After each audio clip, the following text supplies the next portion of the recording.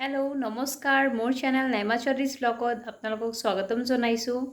আজি হ'ল 10 ছেপ্টেম্বৰ আৰু আজি মোৰ জন্মদিন।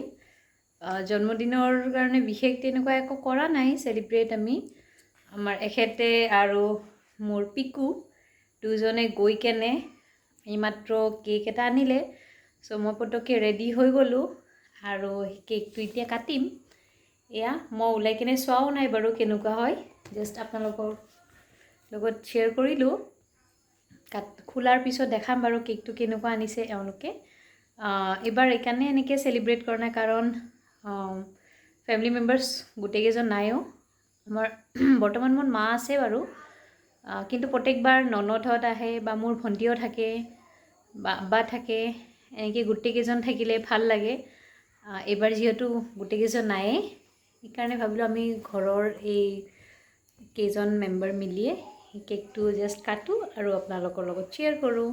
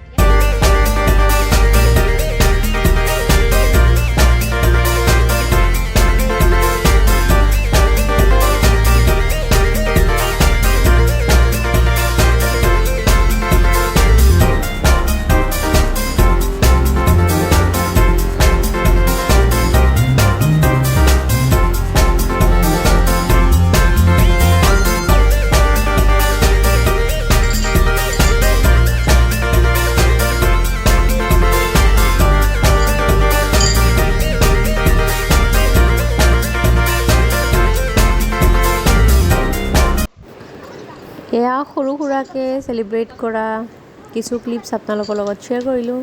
নেক্সট আমি এতিয়া ৱেষ্ট প্ৰডাক্টছৰ পৰা কিবা এটা বস্তু বনাম। কি বস্তুনো বনাইছোঁ চাই থাকিব।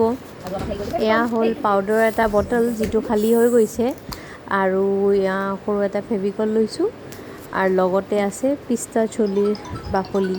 পিষ্টা চলিৰ বাকলিৰ সহায়ত মই আৰু পিকু মিলি কেনে এটা ফ্লাৱাৰ ভাছ বনাম, আৰু কেনেকৈনো বনাই আছোঁ তাকে আপোনালোকৰ লগত শ্বেয়াৰ কৰাৰ চেষ্টা কৰি আছোঁ। আৰু লগতে আমি A4 সাইজ পেপাৰ এটাও লৈছোঁ। মেজাৰমেণ্ট আগতেই কৰি লৈছিলোঁ, এইটো ধুনীয়াকৈ মিলি যায়। ত' এতিয়া চবচে প্ৰথম আমি ফেভিকল লগাই ল'লোঁ পেপাৰত, তাৰপিছত বটলত ষ্টিচ কৰি দিলোঁ। এতিয়া নেক্সট কি কৰোঁ চাই থাকিব। আৰু যদি প্ৰথমবাৰ মোৰ চেনেলত আপোনালোকে আহিছে তেন্তে মোৰ চেনেলটো ছাবস্ক্ৰাইব কৰি ল'ব আৰু লাইক এণ্ড কমেণ্ট কৰিবলৈ একদম নাপাহৰিব।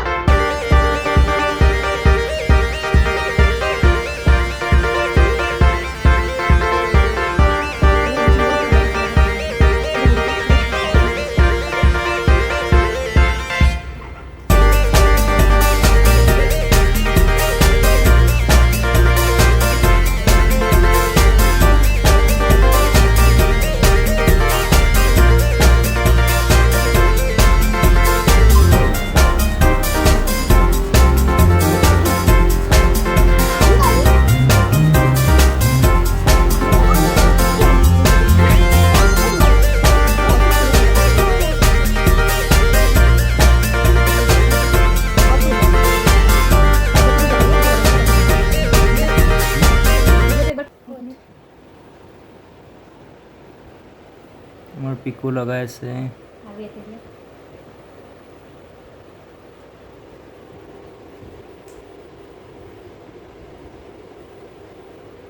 পিকু হাই দি দিয়া একবাৰ। এনেধৰণে কিছুমান পেলনীয়া বস্তুৰ পৰা আমি দৰকাৰী বস্তু বনাব পাৰোঁ। যেনেকুৱা এতিয়া এইটো আমাৰ অলমষ্ট কমপ্লিট হ'ব আহিছে, কমপ্লিট হৈয়ে গৈছে।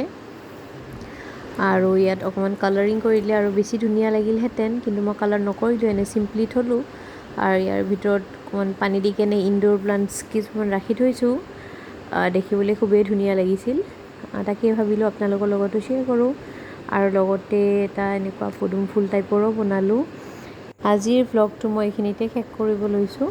আশা কৰিছোঁ ভ্লগটো আপোনালোকৰ ভাল লাগিছে। শেষলৈ ভিডিঅ'টো চোৱাৰ বাবে ধন্যবাদ।